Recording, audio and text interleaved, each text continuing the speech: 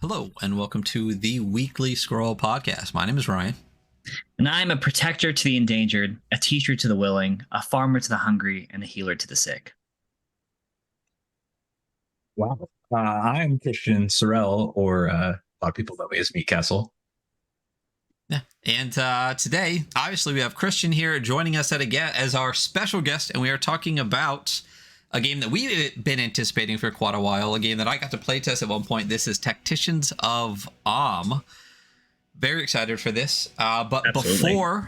before we break into it, though, Christian Sorrell, who the heck are you? How would people know you? What are you currently known for? What's your deal? What's your general deal? A big question. Well, some people, true diehards of the Weekly Scroll, may know me from other appearances here, playing games, being on other chats about things in the past, guest hosting or co-hosting as well. But yeah, most of what I do, like I said, I've known most parts of the internet as Meatcastle Gameware, which is sort of my publishing imprint, like my self-publishing stuff, and then I do things under the name. Yeah, there you go. There's the shirt that Hunter has, but then I also do writing under my actual name, Christian Sorrell, which is like more like my freelance stuff. So I do a lot of freelance development. Like a thing I recently did some development help on was Cloud Empress, which was a bigger one. I do adventure writing as well. Like I have written an adventure for a Triangle Agency that's coming out later this year. And then I've done a lot of mothership stuff as under Meatcastle Gameware. So that's kind of like my big thing was I kind of came into the scene through mothership, and then I have continued to spread my tendrils around to as many things as can. So I do a lot of editing, adventure writing, and then my own little things, which Tacticians of AHM is one of my own things. It's my first kind of own proper system. Oh yeah, you have the little box back there too. Oh yeah, awesome. I got that box. I should have pulled it out. I'm just trying to get it up right now. I'm jealous of the box. I don't even have a cool box like that. I actually rearranged my entire mothership shelf. Got rid of the rack I was using. Was able to put a bunch of stuff in a spicy tuna box, a bunch of stuff in a Meatcastle box, Alfred Valley. The mothership shelf is a beautiful shelf with a lot of great creators on it. So I know that's the first. You'll actually have the box set. Yeah, eventually, box at some point. Yeah. Maybe we'll get 1E before 2E comes out. So I think I'm trying to remember where I first encountered your stuff, and I feel like it had to have been Goblin Loose on Icarus Station, like the pamphlet. And then probably I would say probably either that or the Kickstarter or Bloodfields of Black Star Station. But I actually put out Icarus. But yeah, I think Goblin on the Loose came out slightly before I ended up dropping the PDFs and stuff from the Kickstarter. The Kickstarter was first, but yeah, that adventure was like most things. It started as a joke and then ended up becoming a really fun thing that a lot of people really liked. So it's funny because as I was resorting my mothership shelf, I realized I have 3 of those pamphlets. So Hunter, if you don't have one, I'll shoot you one. But I just keep stacking those up. I was gonna say I was a huge fan of Bloodfields when it came out. Super cool, like great concept. I loved the poster as well, and the patch. So yeah, you can't see it because my blur. I can see the bottom of it. That's the Zach Hazard battle map side of that poster. Because I love that one too. Yeah, that map is great.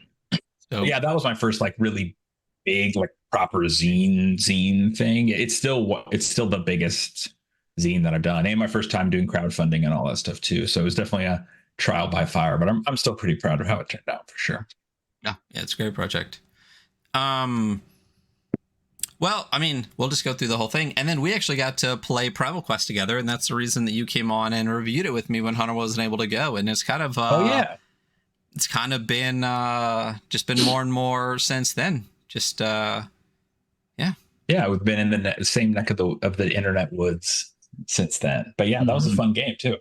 I forgot that was the first one that I co-hosted with you or whatever. Yeah, that was fun. It's a good time. So Tacticians of Om. That's what we're here to talk about today. So what's the pitch for Tacticians of Om? Like, what is this game that you made? And then we'll kind of start talking about like why you decided to make it the way you did. Yeah, why? Yeah, so why are we here? I guess I can give you the sort of two different pitches. I can give you like the standalone pitch and the TTRPG player pitch. But I think for us, the TTRPG player pitch is probably the more apt one, which was the pitch for Tacticians of Om is, I think a lot of people typically experience grid and mini, or say like a battle map and tokens on a virtual tabletop tied to a system where doing that kind of combat means doing lots of work and that combat taking lots of time. And really, the pitch for Tacticians of Om is, what if we could have grids and minis and keep the rewarding tactical big decisions, those big dramatic moments of you perfectly lined up. You had just enough space to get there and you hit them in the perfect way to take down the bad guy right before we were going to die. Those kind of big dramatic combat things that you don't get as much in Theater of the Mind because it feels like everything is a little more nebulous. Right. What if we could keep that? Yeah. What if we could keep that, but make combat be something you could do 4 times in a session, in a short session? You could have 4 fights in a 2 to 3 hour session. You could play multiple characters and not have it be bogged down. So it really was that. It came from me doing a long running 5e campaign and us really liking us having a lot of really rewarding, memorable battles. But we started to get to that mid-level range where like these battles are like 4 hours, 5 hours. Like we have to split sessions where I had to take pictures of the battle map and the minis and set it back up. And me being like, there has to be a better way. And very, infomercial thing in my head. And that's really where it comes from. It's just me. Disaster Tourism was doing actually a ultralight game jam where you can only use 1 die. And it had to be 8 pages. And the original version of this was born out of that. It was me basically saying, like, can I condense that combat down to its simplest form? And then also taking some inspiration from video games like Into the Breach and Final Fantasy Tactics. The Into the Breach is probably the biggest one because that's a tactics game where you know exactly what's going to happen. There's very little chance and uncertainty. It's very much like, if I move here and I do this attack, this will happen. And that's what Tacticians of Om is. So it is diceless combat for the most part, and you have set movement, you have set attacks, they do set damage, you never miss. Things get weird. But the actual game itself is sort of set in a video game world. So it's like a digital fantasy world. You are characters inside that world. You are not outsiders who've gotten sucked in. You aren't characters who know that you're in a world. To you, it's just the world, right? Like, think of it like if we really are living in a simulation. It doesn't really matter if we know that, because we're still here in the simulation. And the world is dying. The original idea was sort of, it's like a bit rotting cartridge, right? It's like a SNES cart sitting on a shelf, dying just of age, bit rotting away, and your characters that are inside that. You could also sort of play it as like a forgotten like shard of an MMO, like a server sitting on a forgotten shard in a data center and just slowly glitching and dying. And so there's this corruption, this sort of bit rot glitch spreading from a certain part of the world out, and you are characters that are trained to go out and try to deal with and fight this back. So you are video game characters that are trying to save your world from basically glitching and breaking. So all of those things I just said about the combat being very like, you're like, I have 4 speed, I can do this attack, I do this damage. In combat, all of that starts to get a little twistier and weird the more you fall into that corruption and weaponize that corruption for yourself to make yourself powerful and go into those environments. Then you start to run into characters who break those rules, basically. But yeah, so I mean, that's kind of the two sides of the pitch is like, what if you could have grid and minis combat, but have the fights be really fast and very few rounds, like 3 rounds, and each of those turns are going to go quick. You're not going to have and you're also not going to have a bad turn. You're not going to have a turn where you missed your attack and you move past it, which is something obviously a lot of RPG people have tackled. But this was kind of my way of tackling it. If rather than, I think, doing what a lot of folks do, which is going like, this is worth it. I want to go from going theater of the mind. We're making it much more nebulous. I'm like, but I liked that like skill shot feeling of getting exactly to the right spot. Like where you got your guy to like, I got right here and I can Eldritch Blast here and knock them 10 feet off the cliff. I like that physical feeling of it. So this is a way to sort of bridge those gaps. And then outside of combat, it's very open, rules light, OSR sort of player driven, common sensey, I guess I would say. Is a lot about out of combat. It's very not like FKR-ish, but it is very like you're rolling rarely and you are kind of just telling a story together. So it's really pretty open outside of combat. But then when you go into combat, it's because it's a video game. It's like literally like battle music plays. Now I'm on the battle screen, which looks totally different, like something like Final Fantasy Tactics or whatever. So that's my long answer. I really enjoy, like, I think that I've had this opinion for a while that I dislike gridded combat because of the 5e experience and being like, oh my God, this takes so long. And you're counting these squares. You're like 5, 10, 15, 20, 25. Okay, 30's right there. But like reading through this, I'm like, oh, this is really, you're right. It's so like cleaned up to make gridded combat like, oh yeah, you can get those moments like Into the Breach where you like line up special ability and you get to like watch this huge payoff without it being like 4 dice rolls that take 15 minutes. Like very interesting. So, I mean, I guess that I was going to ask a question you already answered, like where this came from. Did you like, I'm lost with what my question's going to be. So, I have one of those days. So I had a question. Yeah, I mean, go ahead. Oh no. Well, if you were going to answer in that vein, let's keep going in that vein, and I'll write this down and come back.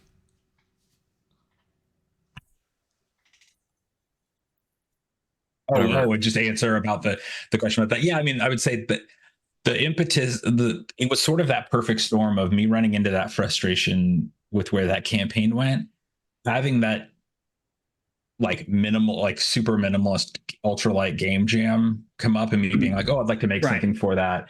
And then me thinking, what's the most satisfying grid based thing I've played, whether that be a tabletop or video game, and really thinking specifically of Into the Breach. And I had just been actually replaying sort of for the first time really playing it, Final Fantasy Tactics, and then just being like, okay, especially Into the Breach, I think has a lot of great ideas. Like a lot of these ideas are from that. I was saying like, what if there was almost no chance? What if it was almost as much a puzzle game as it was a combat, like a tactics game, right? Because we think of tactics could be like something like XCOM or even like traditional D&D combat, where that could mean like, oh, I only have a 55% chance of hitting all that. I wanted this to be like every decision should feel meaningful and should feel earned. I don't want there to be as little chance as possible.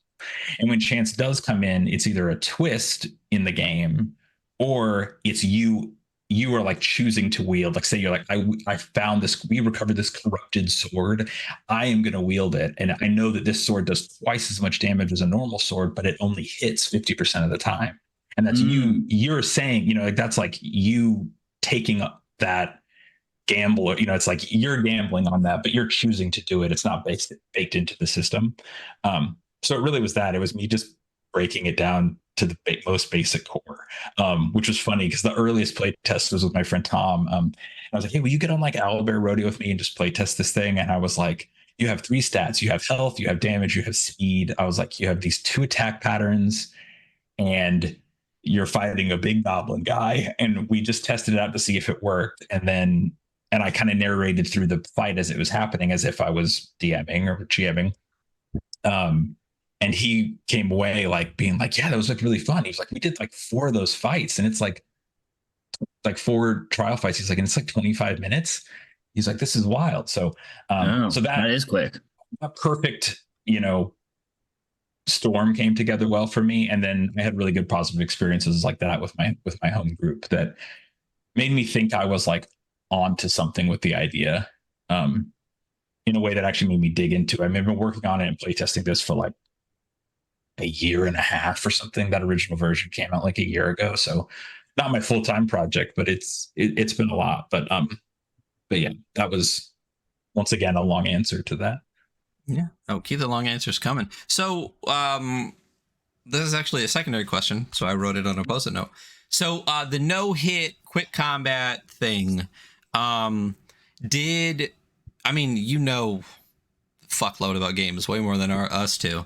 Did Into the Odd ever come into your mind when you thought about that, like the whole concept of not hitting? Because I personally, I like Into the Odd now more, because someone somewhere linked one of the original blog posts, like with Chris McDowell, talking about why he chose to do the to hit roll, and it sounds like a lot of the same things where he wanted every hit to feel important, like what you were doing, what you were going to do. But with the enemies always hitting two, your health being low, there's always this risk of like it getting out of hand really quickly or anything like that, and everything matters when you do it. And I've always said for a long time that I felt like Into the Odd was an exploration game, and not a combat game, because of all the other stuff around it.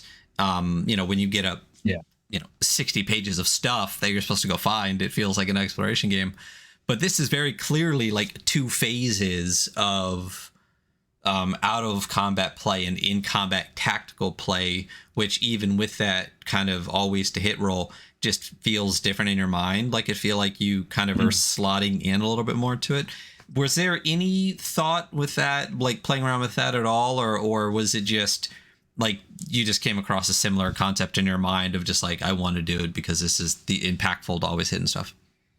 Yeah, I mean, I was familiar of it. I've actually never played Into the Odd. I have it. I've read it.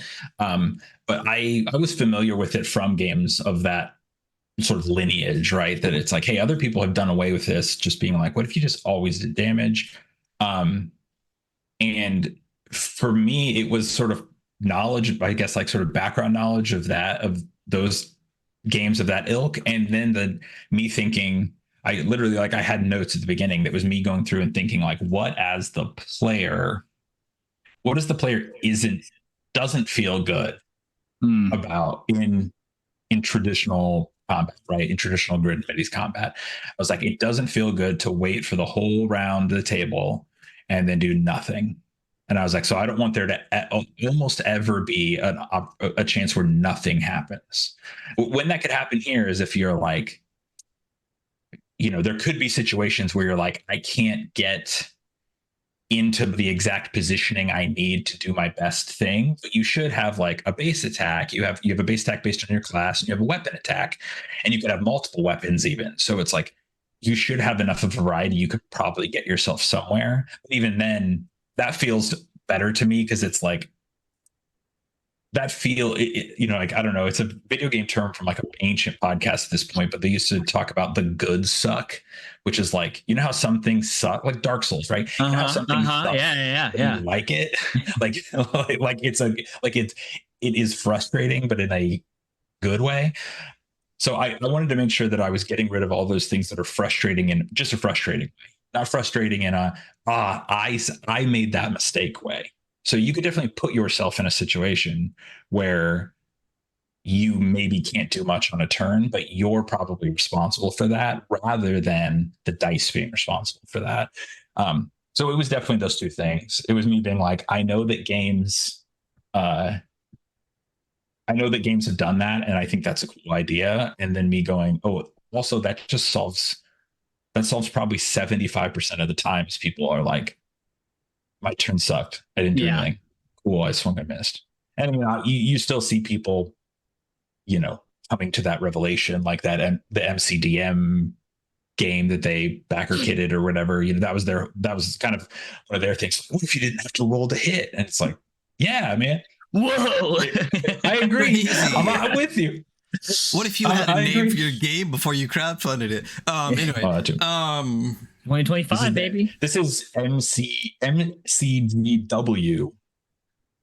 RPG is what I'm calling Tacticians Nice. of There we All. go. But Yeah, I absolutely. mean, like you still see it come up when people are trying to address that sort of traditional combat mold and going like, how can we just make it suck less? I think having it just be you always hit is better. And the big one for me was that I didn't want even mid and high level combat to take a long time. I mean, even in like movies and stuff, I think this holds, right? You know, like when you like how some movies, like especially like Marvel movies, have this lot where it's like the last 45 minutes is some massive fight that when you get out of it, you remember like almost nothing about. So that's the thing, is like by ensuring that damage is happening consistently, you can keep numbers low, you can keep total rounds low. And it could mean that it's like, hey, even a big boss fight is like 4 rounds. Every turn felt decisive. Good. So can you talk about, I'm interested in, you talk about corruption and how, so you seem to have these like very not strict lines for rules, but there are these set rules in place, and corruption lets you manipulate these rules or like give a chance of failure. Like you talk about the 50% hit. What other ways can you like interact with corruption as a character to like bend the rules? Yeah. So, I mean, corruption comes up initially, I would say it's something that's sort of because of like if you're playing in the sort of core setting that's here now, the idea is there's in the center of this sort of single continent, there's the Tacticians Academy. You're probably starting your campaign near there and then heading out towards the coasts. And especially to the north, there's more of this corruption from this place called Darkwell, but spelt all like Leet speak because it's breaking. It's like D4RKW3LL. Where that corruption's coming from. So the first way you're really going to run into it is like environmental oddness and changes, and then enemies that are corrupted, which could take on either like a usual form, like it could be a goblin that has a corruption effect, or it could be a completely corrupt creature, like a creature that is born only of the glitch, right? Not of anything else, not of anything you've seen before. Like think like Masingno from Pokemon, if that means anything to anyone here, right? Like just like a Right, like an amalgamation of weird glitchy art, not like based on anything. And then as you get exposed though to more of those areas, then you would start to interact with things that are like corrupted equipment, corrupted items. So with enemies, it could be stuff like the first attacker who hits it every round gets slowed, or it could be it has a 25% chance of dealing a death pip to you, just sort of like it's almost like failing a death check in something like D&D. But you keep track. It's sort of like the long-lasting damage in the game. It could deal that to you instead of dealing damage to your health. Like it deals death damage 25% of the time. So it adds the element of like, wait, why is the GM rolling the D20 during combat? There's no rolling in combat.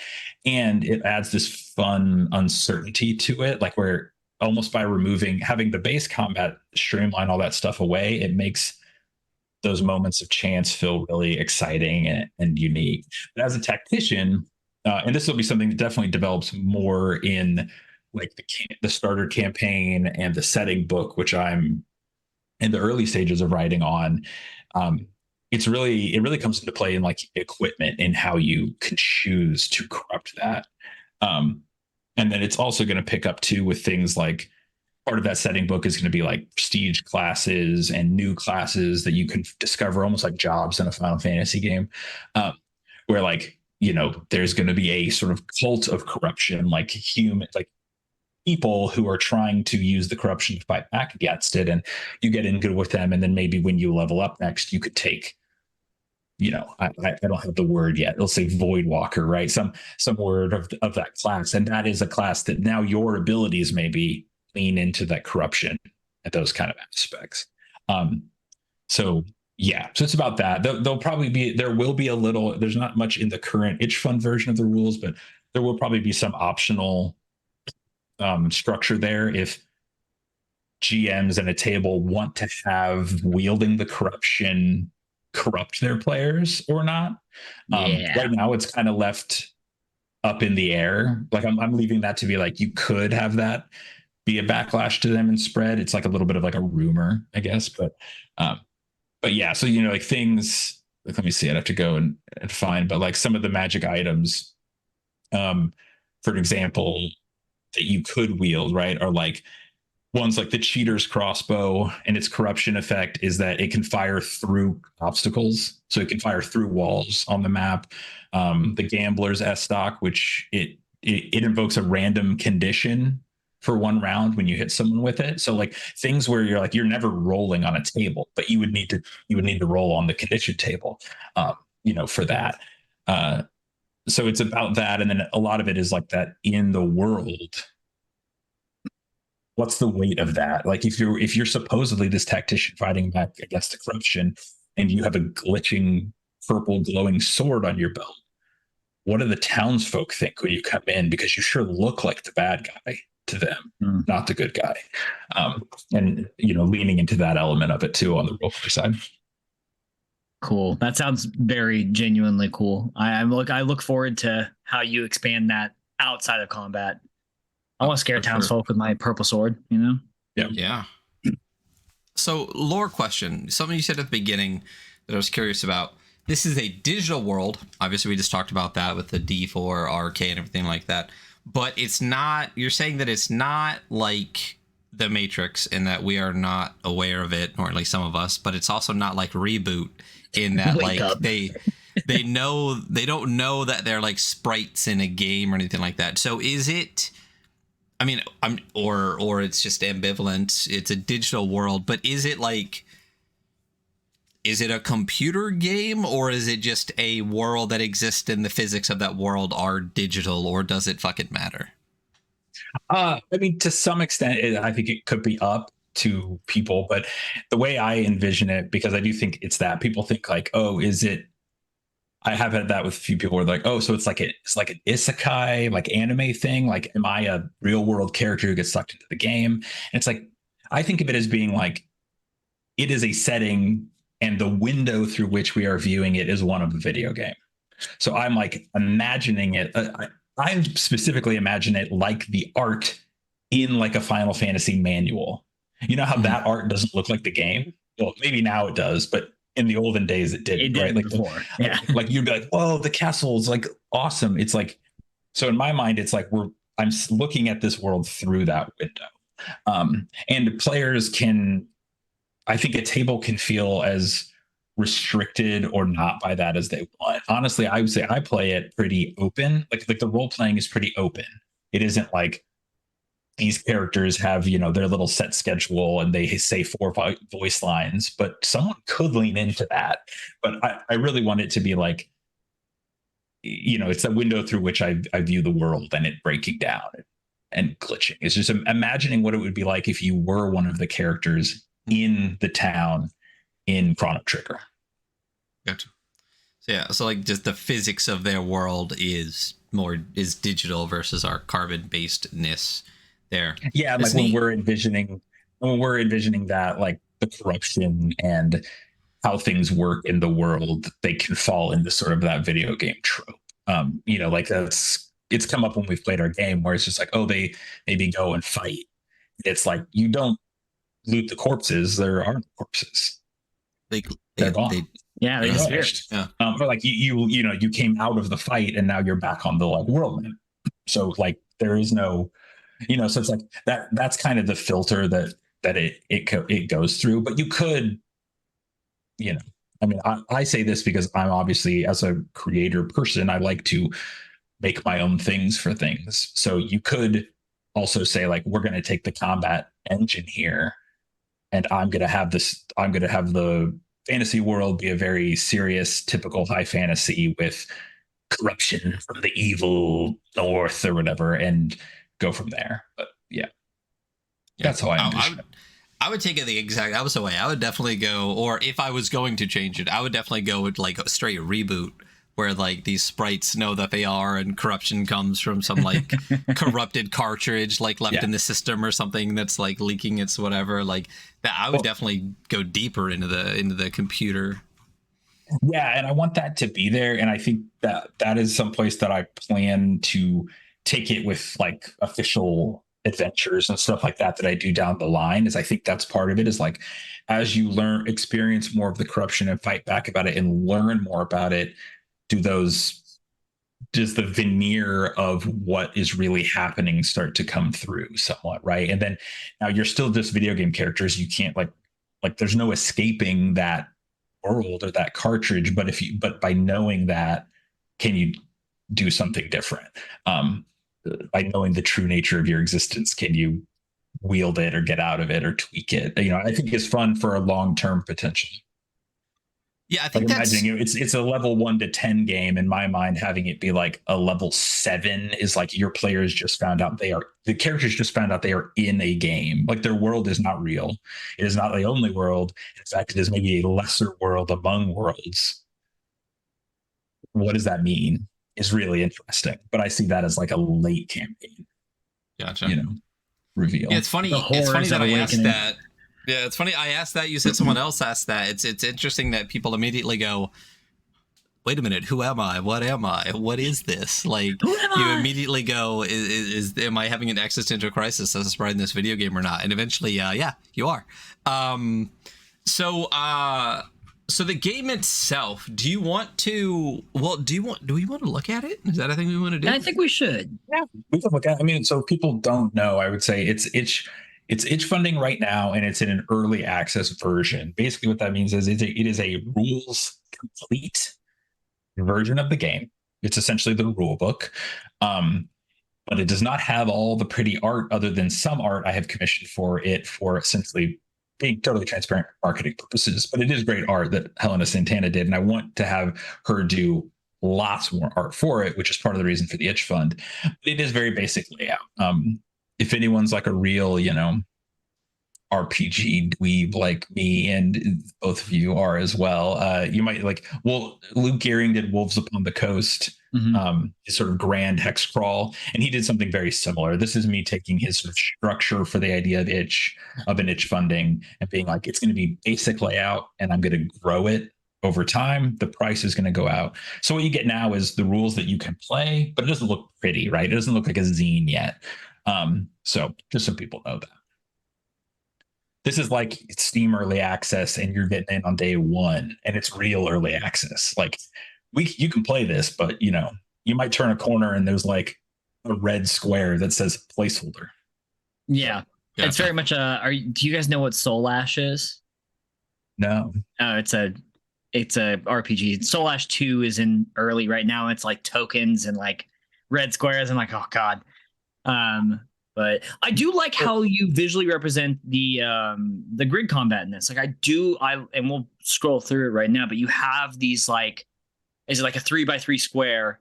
Well, sometimes, and sometimes it's not, but where you like express where hits can or would occur. I feel like what was that always in your mind to like express it like that? It was. I don't remember if there was an exact impetus other than just me having that kind of video game, thinking of things through that, like I said, looking through that video game window on things, and thinking that like an ability in a video game typically is telling you like it does a 40-foot cube. It's going to visualize that in some way for you, and you go, I want to visualize it. That way you don't even have to read anything like that, and it doesn't even need text to tell you that. You can just look at the pattern and know what it does. So yeah, it uses red for damage, green for healing, and blue for like conditions or special effects.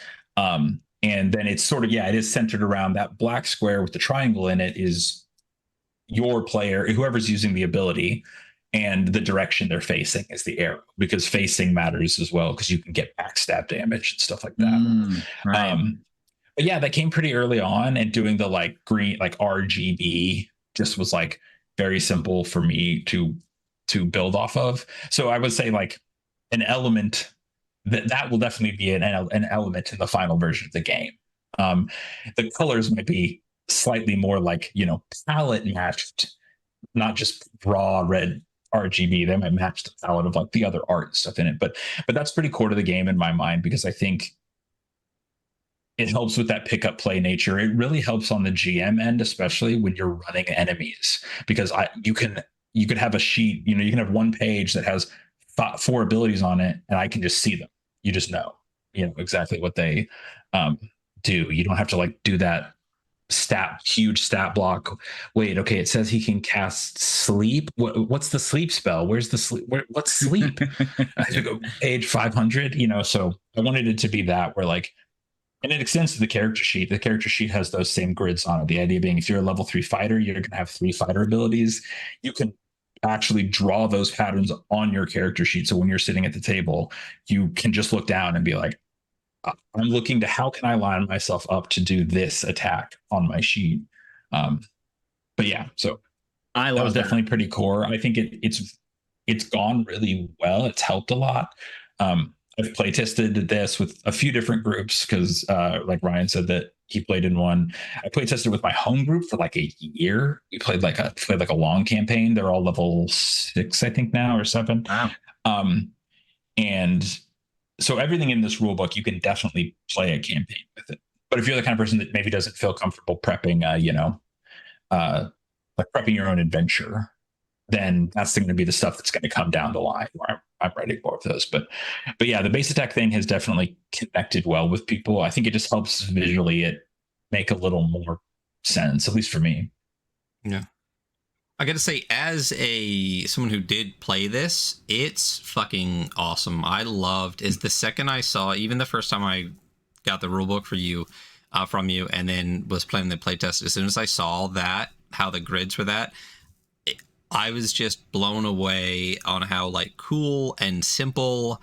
And it's one of those things where you just go, why haven't we always done it like this? This would make so much fucking sense. Yeah. Like, if I could explain to players like what they can do based on how they are adjacent to somebody on our grid combat, and we could have just had our personal grids, that would have been fucking fantastic. So yeah, I like Connor said, I absolutely love that.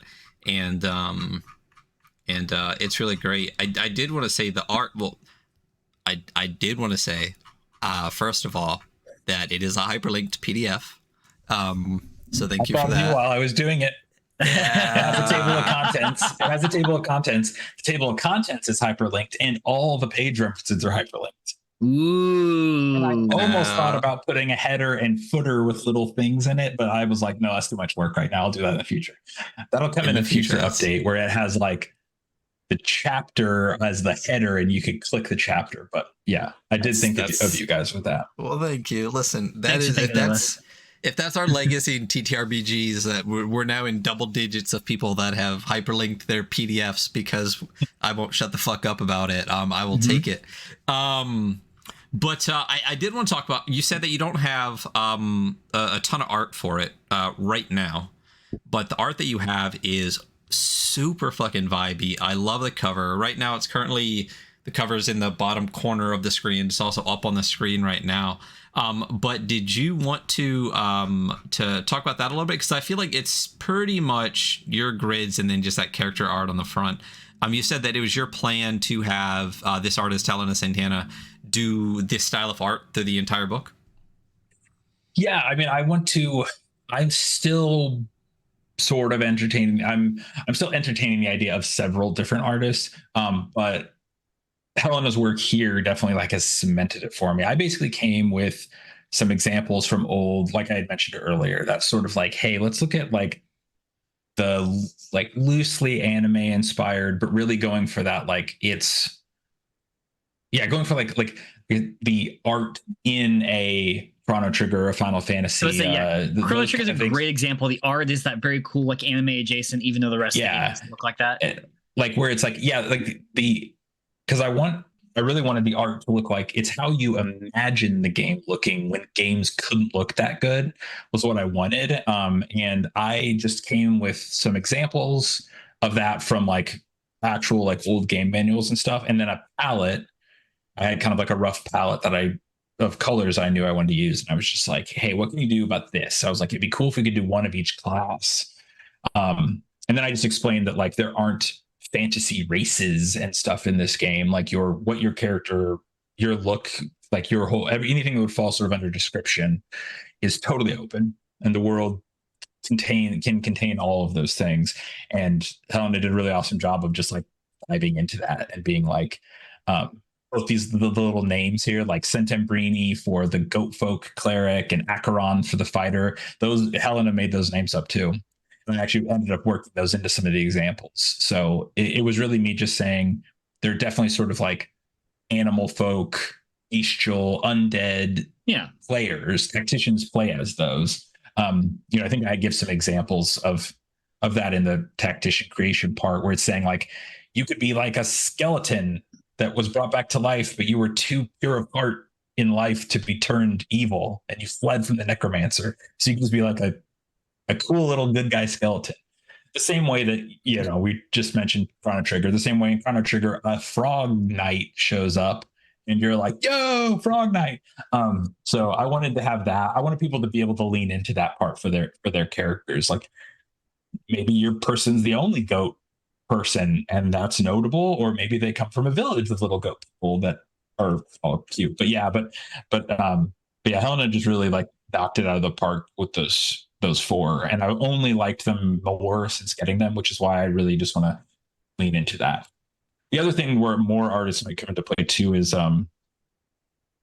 battle maps and things like that. Right. I have like real simplified ones. I'd like to do like ones that blend that of like not going the full abstracted sort of like hyper detailed battle map, but doing something better. So I might reach out to some battle map artists about that too. Gotcha.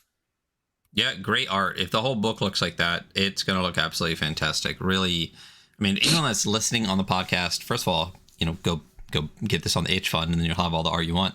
But definitely go check out the H page for sure, and just see that beautiful art from Helena Santana. So I love this coming in the future versions. What's up? Oh, I was gonna say the thing too before we go step away from art is, if people have followed my like previous work, especially with Mothership, but in Bloodfields at Black Star Station, I did this a lot. Like I used to glitching out and breaking a lot of art. Like for Bloodfields, like Rock Romero did the art, just as in Rock's style of art, black and white art, and then I did all of the coloring, glitching it, CRT effects, scan lines, those kind of things. So that's sort of the other component of this is, as you get into those like areas, the parts of the book dealing about corruption, listing corrupted items, if it gets to the point that I can have, if I get support to the point that I can have like weapon art, I want to have that be that hybrid where I'm taking someone like Helena's art and then I'm like crunching the crap out of it and like making it look all screwy and weird. So sorry, that's the last bit of art. Oh no, yeah, that's art sells books. I mean, we're human beings are very visual, species, I guess. And I gotta say, the cover, the cover inside the cover here you got here is gorgeous. So definitely looking good. So we'll get to the future of the game later, but starting just with the table of contents. I mean, obviously you don't need to read the entire thing, but what do you want to say just about like the game? Do you want to talk about some gameplay a little bit? I know we've talked a lot about the kind of like theory behind what we're doing, but what do you want people to know right now that might be thinking about backing this for the actual play of the game? Yeah, I mean, I can go a little through what the current one has. Like I said, I guess when earlier I did say rules complete. It's more like necessary rules complete. Like I see this as being the like minimum viable rules. I'm not going to really add rules to it in the future, but I am planning to like expand out the bestiary even more, add more magic items, add more, those kind of sections are going to grow. So there's more than what's here, but I do still think there's a really good amount here. But yeah, what the game has in it right now is it has a little bit of lore world setup sort of describing that. Like, hey, what was the continent of like was sort of this continent spanning empire. The whole world was under this one empire, the Empire of and then out of nowhere, the Darkwell rose out of the ocean to the north. This corruption started spreading. And then in the time you picked up as playing this, has sort of fractured and not fallen in the central part of the continent, but all these sort of little city states and like the subcultures of have kind of turned away from the empire, right? Like they can't stop this, they can't save this or whatever. So now it's sort of like a fractured, more varied landscape. And then it deals in a little of the actual corruption side. Like, what does that look like?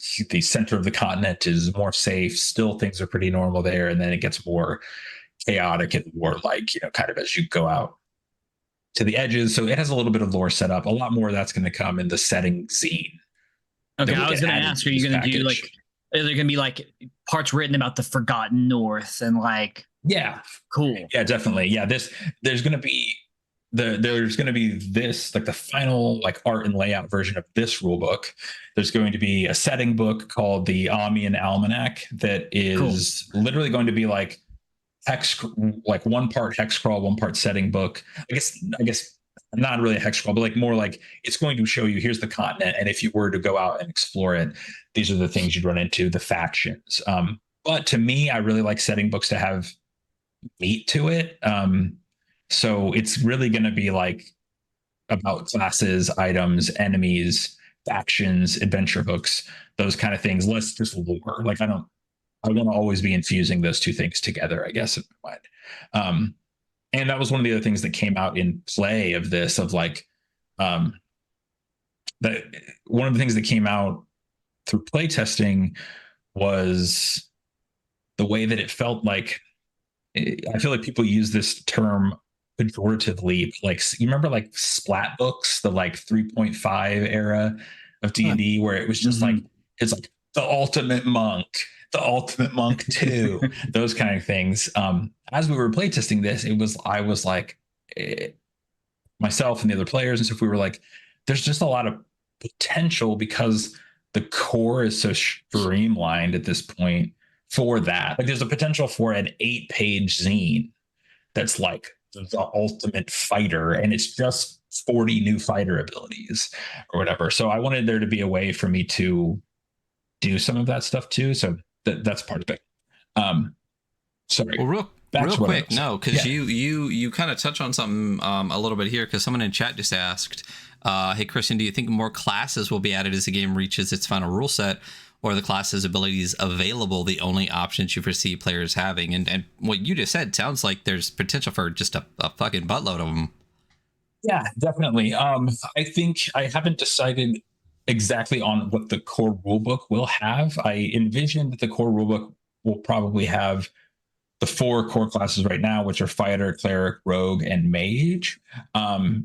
There's a chance it could include a prestige class, or like a number of prestige classes as well that are sort of like combinations of those multi-classing.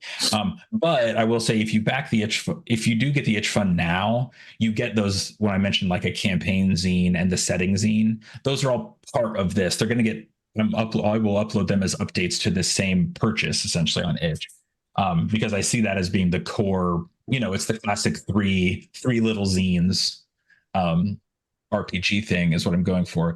But those will definitely have additional classes, prestige classes, which prestige classes, if I don't know how, if someone's listening and isn't familiar with D&D in that front, it's really more, it's like, hey, this is a class you can only get if you have other prerequisites. So that could be like, you're in favorable with a faction in the world.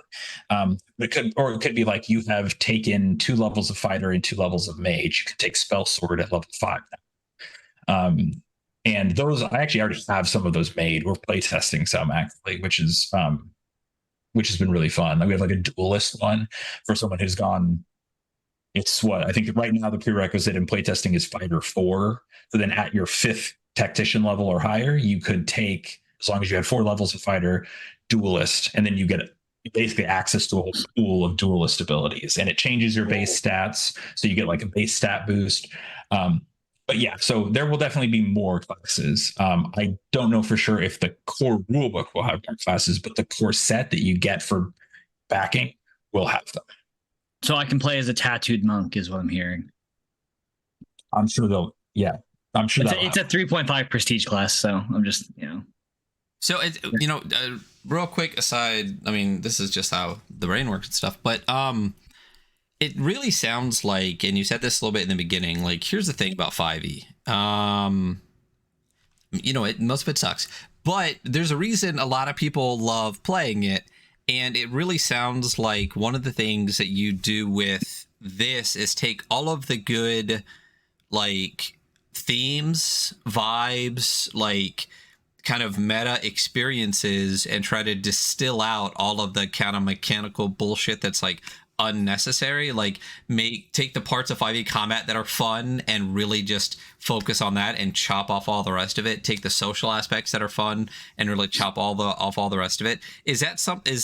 Was that a thought in your mind when you're doing this? Like, D&D is a fun game that people like to play, but if I just like chop off all these parts that aren't fun, like, I'll have the experience that I kind of want to have without all of the stuff dragging it down. Yeah. Was that a thought? Yeah, I mean, it's definitely I can't remember if it was before the stream or earlier in the stream, but yeah, I mean, so it's definitely like, this is my fantasy heartbreaker, which is the joke that like every game designer has to make their version of basically D&D, right? This is mine. I'm only really interested because I mostly do adventure writing for no one who follows my stuff. So it's like, I'm only really interested in making a system if it feels like a system that doesn't exist, if I can't get it elsewhere. Like, I'm not as interested into doing like, what if AC was different, but it was still D&D mostly, or like, it was OD&D, but one thing, it has my house rules in it.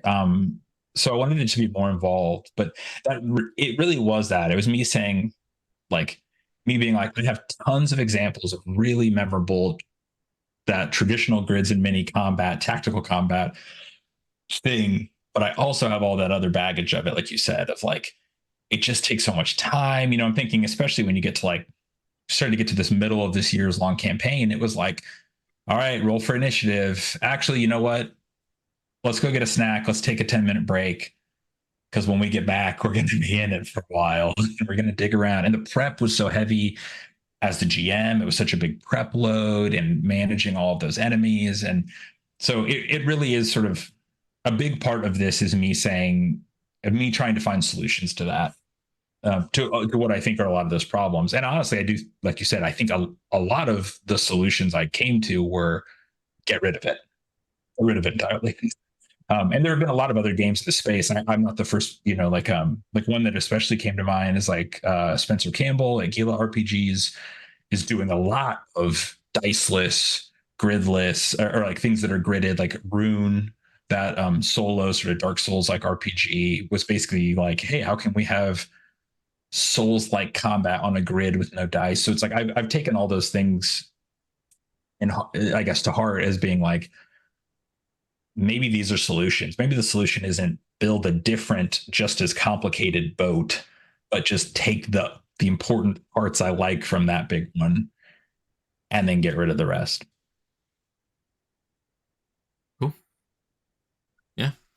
Because like I said, I played a shitload of 5e and it is fun.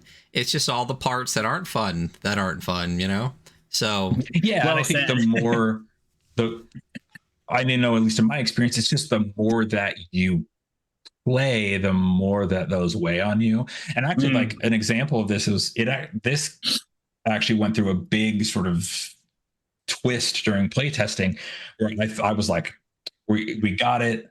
The rules are the rules. They're great. They're good. And then we hit that levels 4 to 6 in that longer playtesting campaign. And I was like, the fights are taking too long. The health is too high. The fights are taking too long. I don't I envision high level combat in this to be like every turn matters. Like, I want it to be high stakes in the way that, like, Hunter, you're sitting there looking at your character sheet going, I maybe have 3 to 6 rounds in this fight. These gotta add up. Like, I gotta make this count. I don't want it to be 4 hours later, the boss has 400 HP left. So we got to where they just took longer, and I was like, I got to go back and rework this.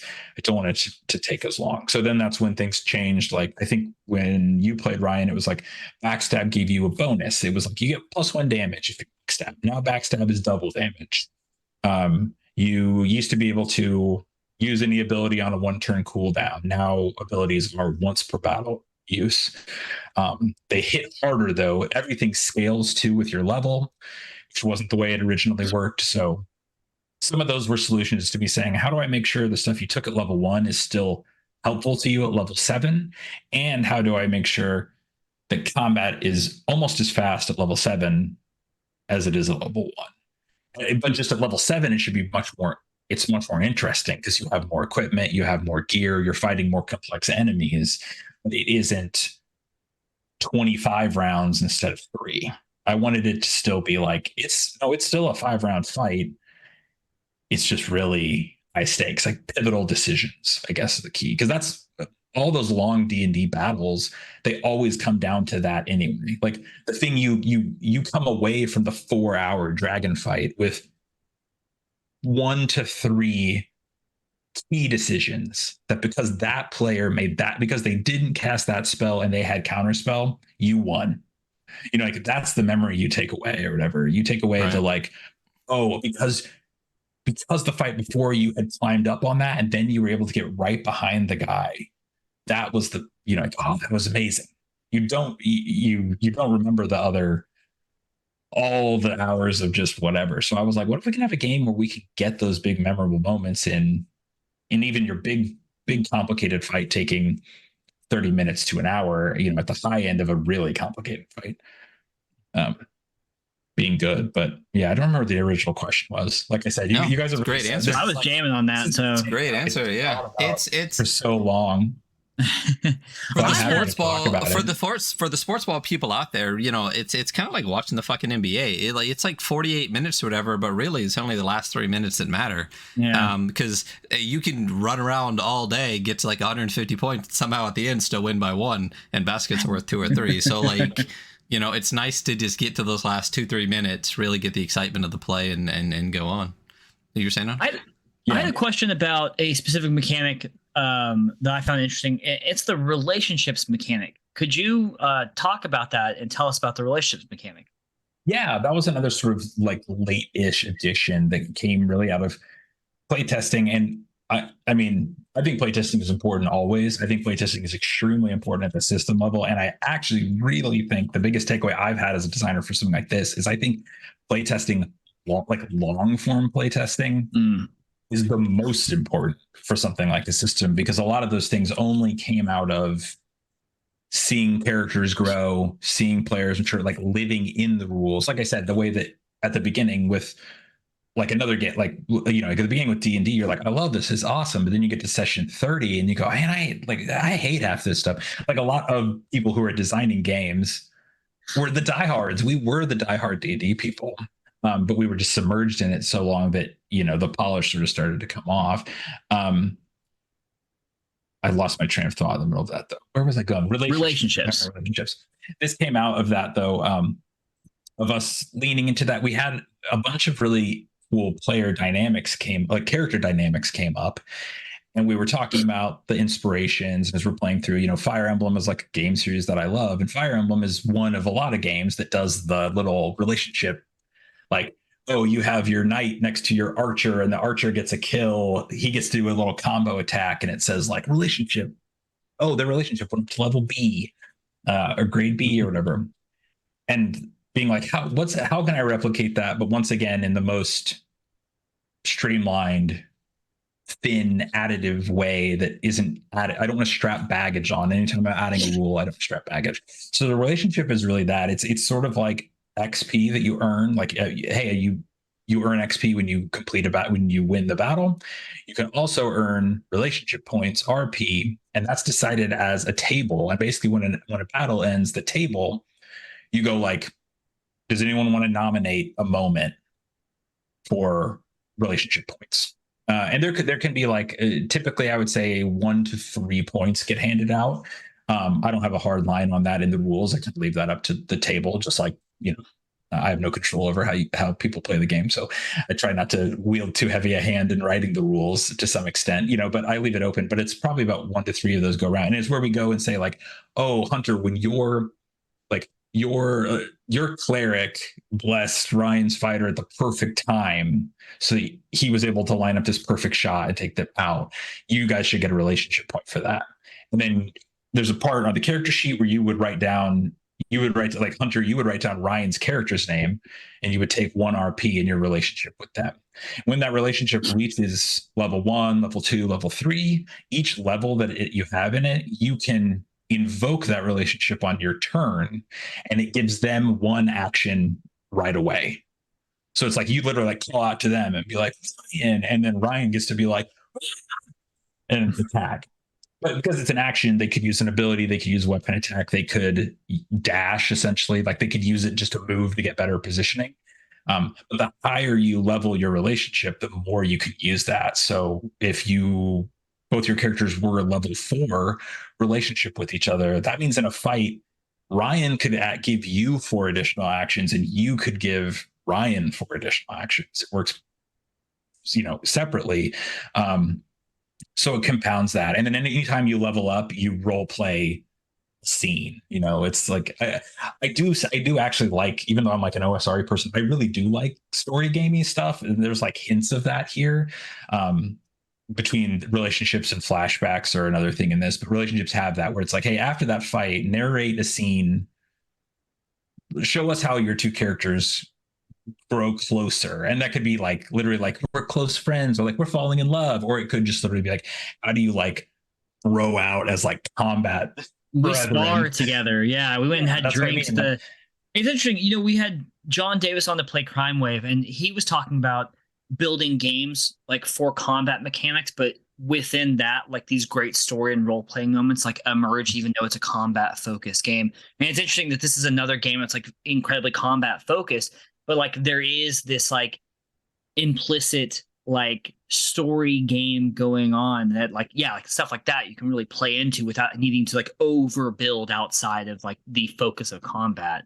I think it works really well. I'm really interested to play this. Mostly so I can throw a fireball and blow a bunch of stuff up. So sometimes, that's the other thing we didn't mention. That's the other thing with the patterns. So the attack patterns, they hit what is under them. So unless it says otherwise, like that's why positioning is really important, and it's been really fun to see that play out, because this really is like my mage ability hits these 3 squares, and I need those to be clear. And if they aren't, I need to be like, is that okay that I deal 3 damage to my ally? Oh no, it's going to be I'm hitting my ally in the back. They're going to take double damage from this angle. Do I need to get to a different angle? So that's the thing that's fun. 2 is, like you said, you will have those fireball moments where sorry, 2 teammates, a fireball is more important. That's way better than like, how many times have you been playing like a dungeon game, 5e or whatever, and you've had like a wizard throw a fireball, and then you're like, well, dude, everyone's in your way right now, and you don't know because there's not really this visual representation that's like very strong. The way you have it set up here, like here, it's like it's a decision. I'm tactically making a decision. Like, do I want to hit my buddy? Can they take it? In 5e or even other games, it's like, oh shit, they're in the way. Well, and there isn't even that element of like, oh, but it's the rogue. The rogue has a really high dex save. They'll probably be okay. This is like, I'm hitting them no matter what. Yeah. So I mean, like different, of course, different games do tons of things well. Like Theater of the Mind is a style I've played a ton of also, and it adds an openness and like a permeableness. It's not a word. Permeality. I don't know what the word is I'm looking for. Permeability. To the combat that can be really freeing and opening. But I do also find that taking a more structured combat approach like this lets me, it gets me, like I said, it gets me a different kind of feel good than I can get out of the other, the more, like you said, vague, more like, oh, you can probably see over them and throw the fireball. I'm also just a nice GM, and I do that a lot. Like the thing you just said, like your teammates are in front of you. Well, no, you can probably like, you can hurl that fireball over them, or you probably won't hit them. Even when I try not to do that, I still do it. So it's nice to be like, no, black and white and red. We have the squares. They get it. There you go. So the relationships too, though, what's interesting is it definitely feeds this kind of story game aspect, right? But like the combat feeds you getting the points, you act out the points how you got the points, but then the points feed back into combat. So like even when you get away from combat, you still get back to combat with it too, which is really interesting, because you said before that the you only get maybe 3 or 4 rounds, right? And especially on low levels, when you don't have good relationships with people or as strong of relationships, you get like, you know, your turn in a round. That's it. But as you develop these crisscrossing relationships with the different people in your party, like if I have 3 with Hunter and like 3 with somebody else and 2 with somebody else, that's like 8 extra things I get to do in combat. And if everybody has those, you're not just doing, you can get to a point where everybody's doing something on everybody's turn every round. Yeah. And it all comes from just being good buddies, you know? Yeah. And I think that's the fun thing is it's like, hopefully it's fueling that and you're feeling like rewarded. I want it to reward you for setting up those moments. I want that being like, when you could go and attack, but instead you choose to take your action to go over to this character and use a health potion on them to get them, bring them back because they were just about to die. They're about to take their final death pip and die or whatever. You choose to save them over maybe the greedy thing that your character would normally do. I want to have a way to reward that. And then in turn, I want that reward to lead to more cool stuff like that in the moment. Because I think those are the other parts, right? Is like, that's the other part of those rewarding things from those combat scenarios is we remember when someone was able to take out something really dangerous in a really dramatic way. And we remember when you were able to help the other person in like a key way. Like I said, that counter spell that would have definitely killed them or, oh, only because you like threw the rope down to me and I can catch it. That was the only reason I was able to come back, you know, those kind of things. So really cool. I really want to play this. Yeah, sucks you didn't get to play it. I got to play it. It was really fun. We should definitely play it again. I'd love to run it sometime here in the next, sometime. Yeah. Hey, we said before, you let us know when and we'll be doing it. So that's very true. You are like a priority person, so you know. Yeah. I'll friend of the show. Good friend of the show. Best friend of the show. One of the best friends of the show. For sure. So basically we've talked about pretty much a ton of the game, but can you like just walk us through, like, I want to punch Hunter in the face, like how Same. if I was in the in this or and say that face punch is my base attack, right? Like how would I go about doing that? Or I think there is an example of play in here. Did you want to kind of go through kind of we talked about the tacticalness of it a lot, the grid of it a lot. Do we want to look at that? Yeah, we can look at that too. And then I'm also good because I'm sure people will be like, but what about when you're not fighting? I can also run over the non-combat stuff too, if we want to hit it. But yeah, we can go through that example of play because I sort of sent you the itch fund packet and sort of everything else. But there's an example of play in here. I actually originally wrote it for the itch page, and then I was like, this is good. This should be in the book. And I went back and edited it into the book. So it's now in the rule book. Yeah, I think it does. It was me trying to say, once again, everything in this is very, how can I communicate? How can we get it all in the littlest package possible, in the streamlined package? So this is really a short example of that too. It's saying like, hey, if we did a 2 tacticians versus 2 enemies level 1 fight, let me show you how this works. So yeah, I mean, I'll just go through it and read it. And if you guys have any questions, let me know. But yeah, so in this case, it's Acheron, which is a level 1 human fighter, and then Centembrini, who I mentioned earlier, level 1 goat folk cleric, as they navigate this battlefield against 2 goblins. So the battle maps we haven't mentioned are really small by like D&D standards. They're 8x8, which is like a chessboard, or 12x12, which is like, you know, that would be like you're fighting a dragon. Let's give them a little breathing room, but you're still not, you know, it's nothing like, it's not, you're not on a 30x30, a 65x65 type thing typically. Although I have run Keep on the Borderlands with Tacticians of 𝐓𝐻, and you can use that dungeon map and it works just fine. As long as but you kind of chunk it off, you know, you go like the fight is this part of this dungeon map. Sorry. Anyway. So in this case, we have the example of play. When we play it, we typically just do this, where it's a white grid with blacked out areas that are like, that's a rock, these are trees, but you can use more like high detailed maps just to put a grid over them, and then just decide just make sure as the GM you're telling them what is an obstacle and what isn't. But yeah, so basically we're going to see how some abilities can combo for them to beat these two. So it uses alternating combat. So tacticians always act first, and it goes in order of speed. So Settembrini has the highest speed. Fighters have a little bit of a slower speed because they hit real hard. So Settembrini takes the first turn and uses his full movement to, you can move diagonal. That's all open as well. But uses all 4 of his movement to get behind Acheron. And then at level 1, you have your base attack, which a cleric has a certain attack pattern they can do. He could have another weapon he bought and equipped that have a weapon attack. But then the big sort of heavy hitter things you have are abilities. So you get 1 per level. So in this case, Settembrini has 1 cleric ability, which is Wrathful Blessing.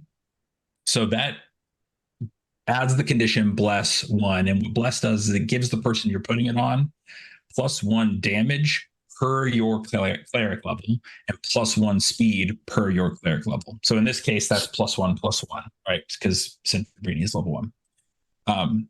That's Settembrini's turn. Moved, took an action. Done. So then the goblins go. Both the goblins have the same speed. So the GM just picks an order. In this case, typically what I do, if I have multiple of the same, I just put Goblin 1, Goblin 2, right? So Goblin 1 is going to go, in this case, that's the upper left goblin. They're going to rush down to get in front of Acheron and just basically deal damage. Just deal base attack damage. Oh, Hunter, your art might be, that might have been the wrong art, I think. Might be a different version of the turn. Yeah, that one looks right. So then that goblin just moves 2 squares down, deals 1 damage with base attack. The goblin base attack is just right in front of them. They can do 1 damage. They also have a net ability that can to place, but that doesn't come up in this example. So then after the goblin does its turn, we go back to the tacticians. So in this case, Acheron gets to go. Well, now on Acheron's turn, they can use their ability, their weapon attack. They could move twice they could move twice. All those kind of standard things apply here. But Acheron took lunge as his level 1 ability, which lunge attacks basically the 3 squares right in front of you. It does twice your level. So for him, it would do 2 damage, but he's been boosted by Settembrini. So he's going to do 3 damage. And then because his speed has been boosted, he can actually get in perfect position to get right behind the other goblin who hasn't even acted yet and use that ability where it's a backstab. So it's double damage. And because he's attacking directly into the back of both enemies, it's double damage on both of them. So they both take 6 damage and die. Fight over. The other goblin didn't even get to go.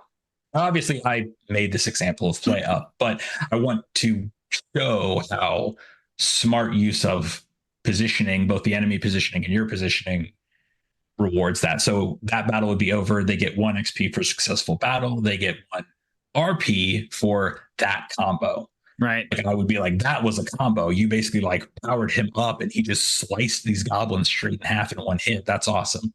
But yeah, that's kind of the, I hope I didn't run through it too quickly, but that's really the thing. It alternates back and forth. So it's tactician, enemy.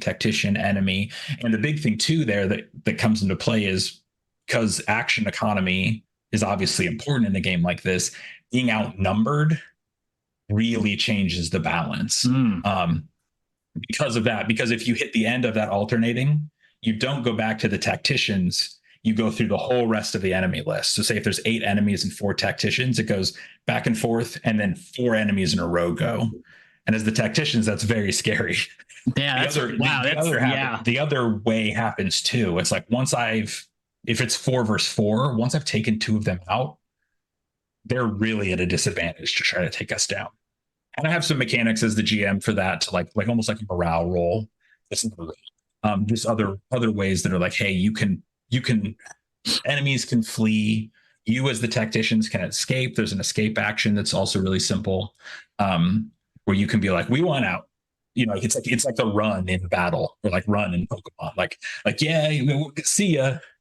We don't get XP, but we're gonna go come back another day to fight. I actually really love the lunge ability. I on Twitter, when you tweeted about whether I was like, oh yeah, lunge. I love a high movement, so it's fun to see it used so well. And I really like that you have backstab damage for everybody. Like I think it very much incentivizes that kind of tactical. Obviously, this is tactical game, but that tactical play, and like, no, not everyone's facing every direction at all times, and no, you don't need to be one class to really take advantage of the fact that your enemy is facing away from you. Like your enemy's facing away from you. Yeah. If I'm casting I'm casting a fire beam, and I'm doing it at a person who doesn't even know I'm doing it. I'm fucking hitting the shit out of them. I'm hitting them. Yeah. So it's really going for that. But yeah, the lunge is actually a good example, because I think of these two characters from that playtest campaign, and a good example of the relationship tied in with that is we had a situation very similar to this, where it was like, that is like nearly an ideal lunge scenario. Yeah. One person moved in, used lunge. Then on the next character's turn, who was also a fighter and had lunge, they invoked their relationship to let that person move. And then they went in their spot and lunged again. So it was like 2 max damage backstabs. And that was the other thing, where then we come out of that going like, that was such a cool thing. Of course you deserve relationship points for that, or a relationship point for that. So yeah, that's the thing that this kind of sort of weaponizes. The rules weaponize that in a really fun way in play, I think. I'd love to see a group that your table that's been playing this for like a year. I'd love to see a group that's like really dialed in. Oh yeah. And like understands their abilities and the abilities of like a couple of their friends, and is like, oh, I totally know how we can interplay this. And like that actual, like very tactical, that talk that you have. And it's like, okay, I'm doing this, you're doing this, you're doing this, like the actual battle planning. I feel like that's another thing that is very much missing from like a more traditional like grid-based system, and I feel like this is like so like built to enjoy those like conversations and planning. I feel like I'd be bad at it for a while, but I get better, Yeah. Well, and it's fun. Yeah. And the relationship thing too can also be used to not even like against the enemies, but because that backstabbing is so important, you might, on your turn, you might be like, I know that this giant spider goes next, and they overextend. It could get to them and stomp them in the back, and that our mage is going to die. So you can invoke your relationship with the mage to be like, get back, or like put your back against a wall. Don't expose yourself. Like we've had those kind of scenarios too, where you can almost use it to help each other, like not just for offense, you can use it to like save each other and stuff, which is fun. My brain went to weight of rules listening to this, and kind of a level of reality that you can get even though you're on like a tactical grid based combat. Because we talk about this all the time in terms of 5e and stuff like that, where it's like, why are you making them roll perception? Like they can just look in a room. And I think that can extrapolate to combat too in a lot of ways, in that like, why do you have them do that? Why do all of your enemies fight to the death every time? And I feel like part of that is because the weight of all the rules and stuff you have to have in your head at any given time with 5e takes up so much space. It's hard to have the kind of like freedom of thought to play up the fiction more. You know what I mean? And what I just as much in combat as out of combat is that idea that like goblins aren't going to fight to the death. There's not a lot of things that actually will. Most things will run away, but a lot of people don't, because that's not how the rules are written. You fight, you die, you get the XP. Like you're supposed to get the XP. How come I didn't get the XP?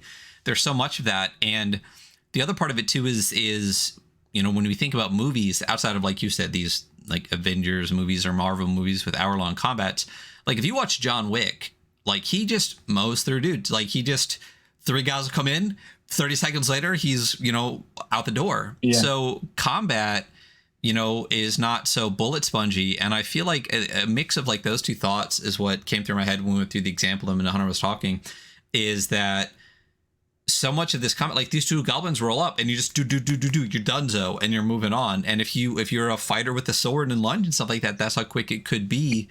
And then moving and then rolling with the fiction of it, because you don't have like the burden of everything else. So your moves are literally written there. It's literally on the grid on your sheet. You know exactly what to do and how far you can go with it. So you can play into the fiction of that a little bit more, play into the RP a little bit more, get the relationship built with other people too. So I really like the speed of it. And I really love the, just the lightness of it, so that you can bring those kind of story elements into something that's going to be like super quick tactical combat, which will just flesh it out a little bit too. It's just really what's I'm working for. It feels good. Like it feels rewarding, you know? That's definitely a part of it. Yeah. It's just that cognitive load as the GM and me saying like, how can I take that off? How can I take it off players? Like the character sheet has almost, and it's definitely going to evolve into its final form, but it definitely has a almost like a Powered by the Apocalypse style playbook thought behind it of I want it to be like you have your character sheet in front of you, and the way this game works, you shouldn't ever need the book as the player, or you only need the book when you're leveling up. Oh, let me see all the fighter abilities I can pick from. Cool.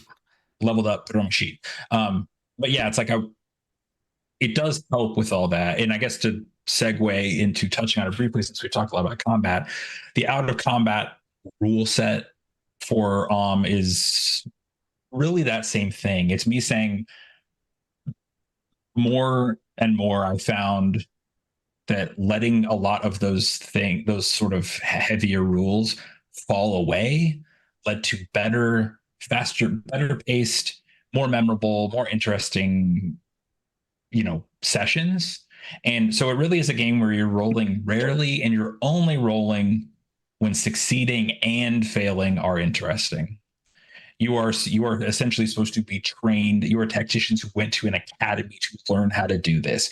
So if it is reasonable, if you are a rogue and it is not interesting, if you cannot get into that door, you unlock the door. If it is interesting, if you get in and if you don't get in, roll. And then the rolls, it uses 4 stats. There's strength, alacrity, tenacity, and knowledge. And you get a bonus to those based on your classes. So multi-classing, a lot of characters multi-class, at least in playtesting. So, you could have, if you have 2 levels in mage, that's going to give you +4 to knowledge. And if you have 2 levels in fighter, that's going to give you +2 to strength and +2 to tenacity or something. And it's a roll under D20 system. So you start with an 8 in everything. You add to those as your class, you gain class levels, and you're just trying to roll under that. So if you have a 12 in strength and you're trying to bust something open or strong arm somebody in a non-combat situation, you're trying to win an arm wrestling contest in a bar, you're going to roll strength. If you roll under a 12, you succeed. And there's advantage and disadvantage as well. But from the GM standpoint, advantage and disadvantage is really the only tweaking you're doing to the target. I didn't want modified rolls. I didn't want I didn't want DCs.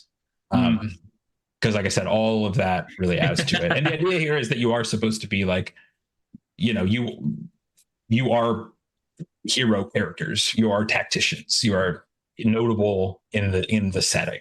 So I wanted to just kind of streamline out some of that stuff. But that's really the full extent of it. You gain XP. You get 1 XP for a successful battle. You get 1 XP for evading a battle. And the way typically that works is if an adventurer or the GM had a battle, you didn't do it, you get XP for it, which means like, not like you didn't go down that hallway, but like you found a way around that hallway. You changed the situation, you outsmarted, you diplomacied your way through that fight not happening. If the GM had it in their notes, they're going to give you XP at the end of the session for evading. You didn't fight. So both fighting and not fighting is good here. It is a combat game. You are going to be fighting more often than not. And then you can get bonus XP for things that are particularly noteworthy. Like a big boss monster will probably get, it's like you're going to get the 1 successful you're going to get 1 XP for winning the fight. You're going to get 3 more because you just took out, drag off the king dragon who's been terrorizing the village. And that's really how the auto combat works. It's just D20s, no modifiers. It's throwing that interesting chance so that the story is branching in ways we all can't plan and expect for it to table. But it's very player driven, very, very table driven, I guess is what I'd say outside of that. There's so many good it's like incentivizing really good style of play, you know, even though we know that's mind control, but like incentivizing these really excellent parts, like or not incentivizing the parts that you don't want, like the fact that you get XP for fighting but you also get XP for choosing to do it in a different way is so interesting, because again, like anyone that argues that 5e isn't a combat game, I would say that they're incorrect in that, like, the best way to gain XP is to kill shit. So you're incentivized to kill things. I really love how you have these other options to do that, but even within the combat and the tactical combat itself, like the relationship points really incentivize players playing with each other, playing off of each other, building the party, building themselves, like, and realistically also coming up with cool moves, because I would legit straight up be like, hey, you have that ability, I have this ability, let's call it this, and I'm definitely going to yell it when we do it. You know what I mean? Yeah. Like, yeah. So That's like like really attack. Oh, for yeah, sure. And that's come up in playtesting too. That's come up when, like, okay, everyone's advancing, they're all leveling up. It's, you know, like, oh, what are you going to take? Like, what's the other fighter taking? Maybe in your party, what are you taking? Which I think has shaped up really well, which I like. One thing that I'll mention is because it's in my mind, is the other cool side effect of having this stuff be streamlined and fast that came out in that home campaign. And this was actually something that the players offered as a suggestion, like, hey, could we do this? Was they were like, could we each play multiple characters because the fights go so fast? And I was like, yeah. So it's 3 players, but they each play 3 characters. So it's a 9-player party, and the fights still go very fast. So it's big. Like, what I mean is, we've had big 9 PCs versus like 15 enemy fights. Wow. And it's been 40 minutes. Wow. That's 3 hours. Really 40 short. Yeah. Yeah. So that's been another fun side effect too, is there is also, I mean, there's plenty of potential for you to say, like, well, you know, just like my wife and I play games alone, we don't really have like a home group. It's like, have your wife roll up a party, like, be the whole party. Like, you can play it that way. So that's been cool. And it was cool too, because it was not at all my idea. My idea was just everyone's going to play one tactician. That they were it was kind of them being like, we're all interested in the other classes. Is there a way I could play them? But they didn't want to give up their current characters. So, but that is an interesting side effect, is it does also, you can have almost funnel style play without it being a funnel. Like, you can have it be like one of the examples is, in that is, we have someone who's playing like a mage. It's like a dominatrix kind of vibe, like a goth girl, dominatrix kind of character. And then 2 basically Thundercats, like 2 Catmen that are almost always silent and just listen to everything she says. And it's like that, the fact that that trio exists only because one person got to plan that little trio of characters is really fun. So I don't think I have anything about that in this text. It will definitely get added to the rule book, though, at some point, that it'll say, like, hey, optional rule, like, you can play multiple characters here, and it's not going to weigh down the game nearly as much as it would otherwise.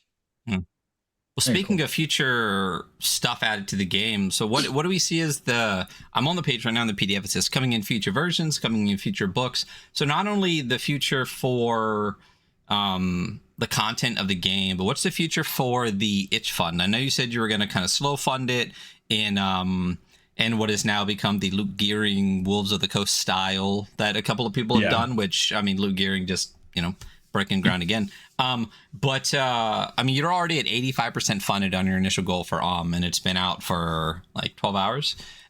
Which is extremely surprising, honestly. Like, it's blowing me away in a really good way.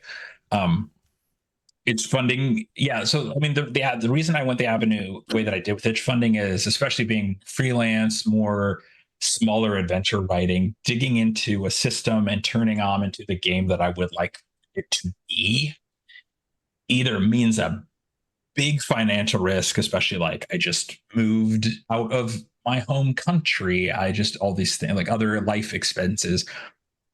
It's a big risk to put it all on the plate on Kickstarter with a box set for a game I don't know if anyone wants or has played and those kind of things. So the Itch Fund is really saying, hey, what if you could get the 3 core books for $15? Right now, you're going to get the rule book. You could totally take this to the table and play.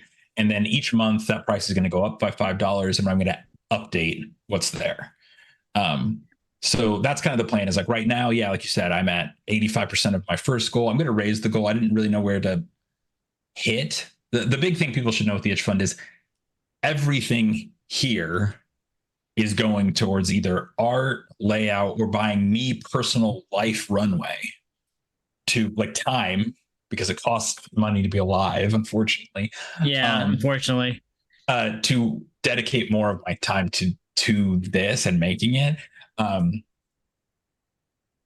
But yeah, I mean, that's really the plan. The plan with the Itch Fund is saying, hey, I want to be able to commission lots of art. I want to be able to get professional layout from this. I'm already working with Jarrett, who I know has been on stuff.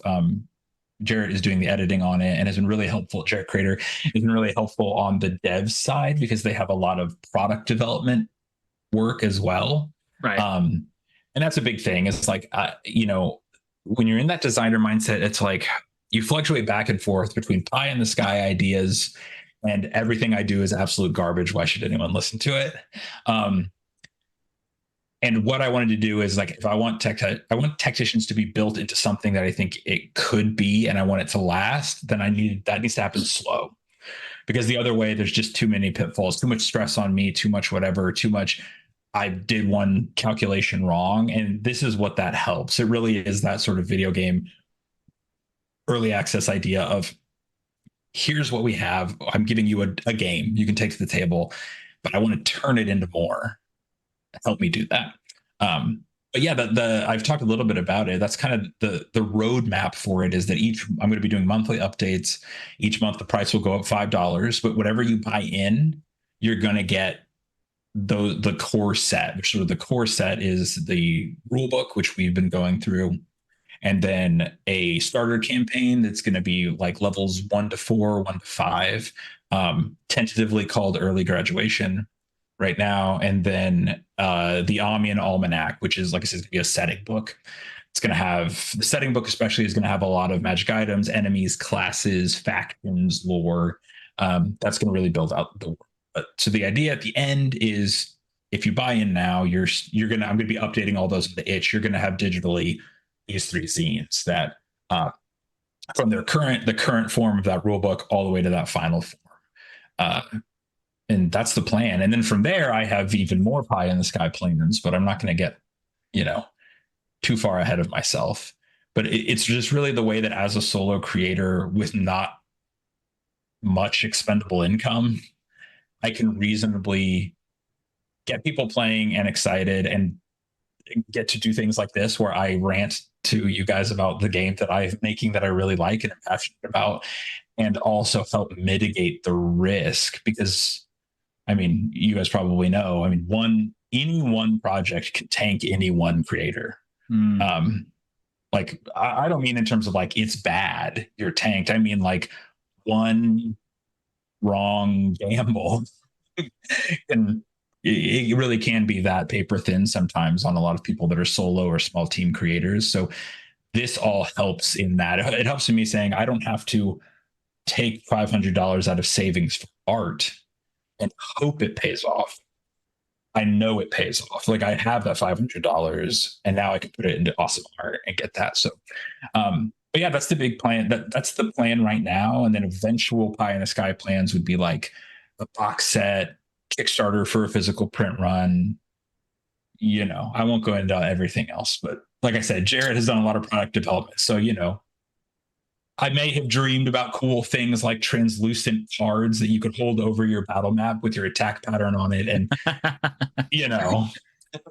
those kind of things, but I'm not going to get ahead of myself. I'm going to take one goal at a time. So that is pretty cool. That does sound pretty cool though. So but that's the idea. The idea is you'd have that box set, and you're going to be like, I have a complete world. I have a complete setting here.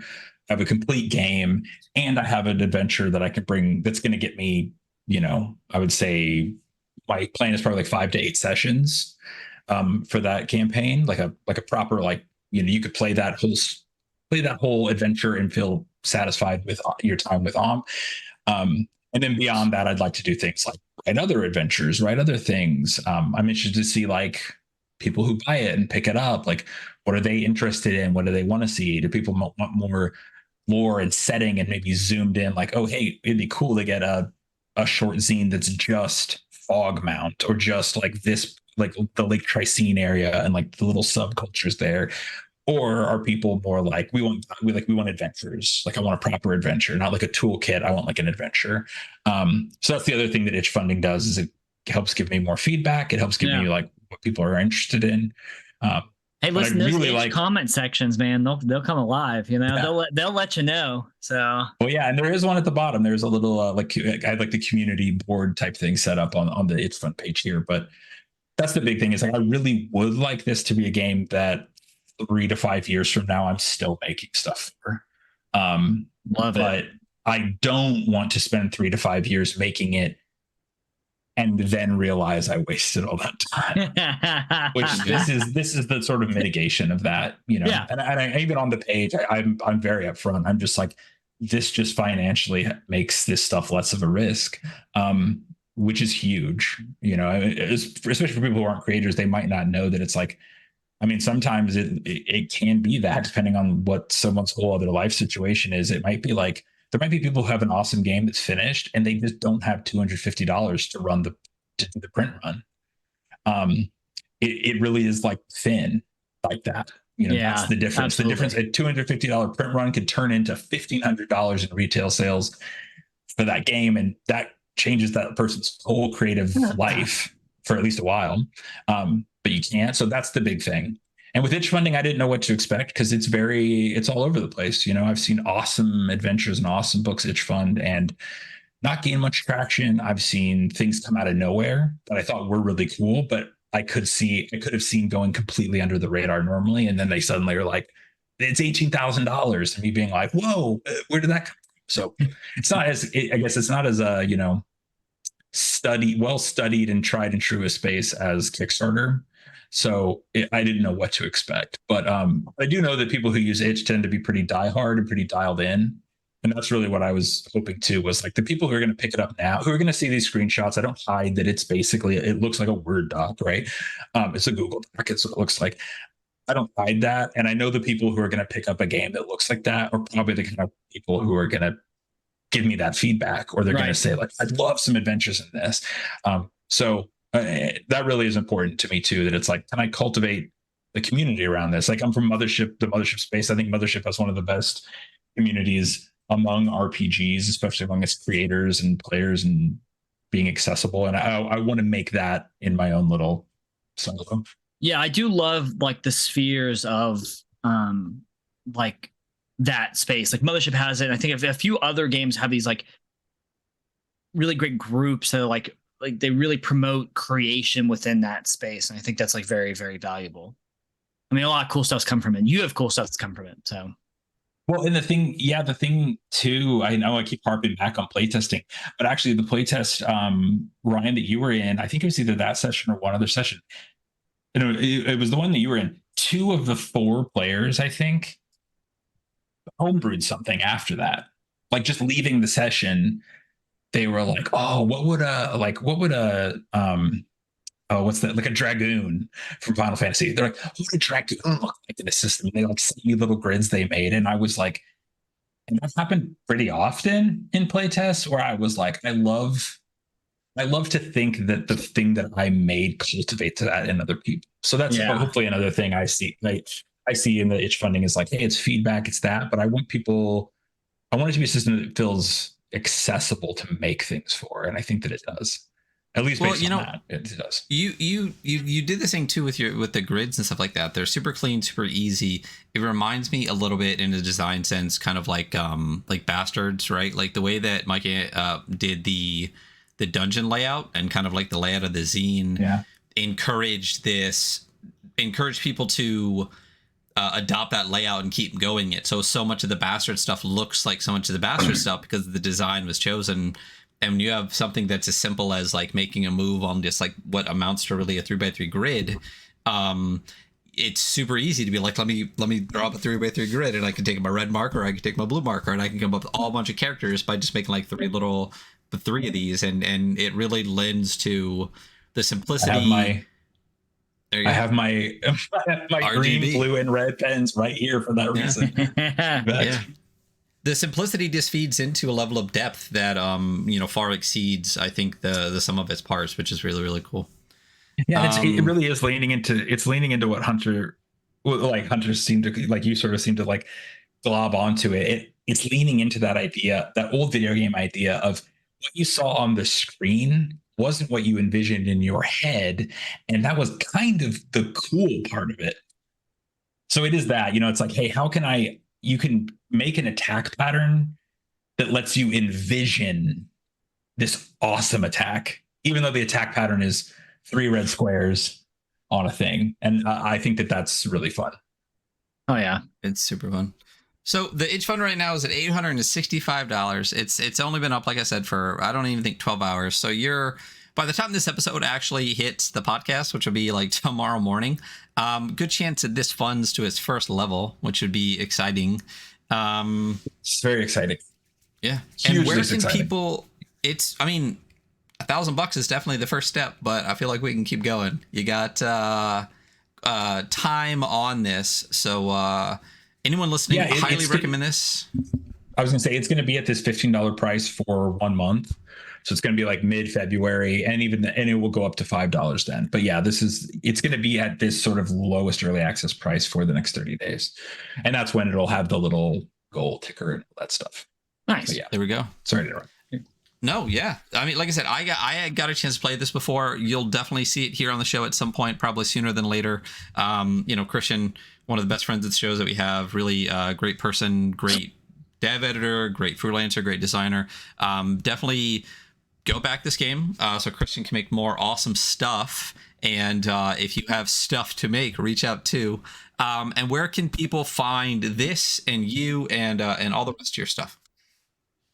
Yeah, you can find this if you go to itch.io and search Tacticians of AHM, you definitely find it. You can also go to, I think, bit.ly/tacticians.